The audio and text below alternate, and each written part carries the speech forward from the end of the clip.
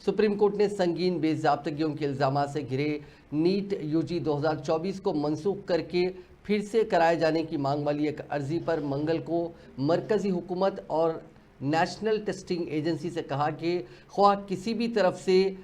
0.001 यानी 0.001% भी लापरवाही हो उसे कबूल करें और तुलबा में एतमाद पैदा करने के लिए मुनासिब वक्त पर मुनासिब कार्रवाई करते हुए इस मामले से पूरी तरह निपटना चाहिए। जस्टिस विक्रमनाथ और जस्टिस SVN भट्टी की तातीलाती बेंच ने मंगल को एक और दरखास्त की समाअत की, जिसमें मेडिकल अंडर ग्रेजुएट स्टडीज़ के लिए 5 मई को मुनक़िदा कौमी अहलियत कम दाखिला टेस्ट यानी नीट यूजी में बेज़ाब्तगियों का इल्ज़ाम लगाया गया था। बेंच ने मुबैना तौर पर क्वेश्चन पेपर से पहले आम होने और इम्तिहानात की तैयारी में दीगर बेज़ाब्तगियों की वजह से नीट यूजी 2024 को मनसूख करने की दरखास्त पर मरकज़ और NTA को नोटिस जारी करते हुए उनसे कहा कि वो अपना मौक़िफ़ पेश करें। बेंच इस केस की अगली समाअत 8 जुलाई को दीगर मुताल्लिक़ा दरखास्तों के साथ करेगी।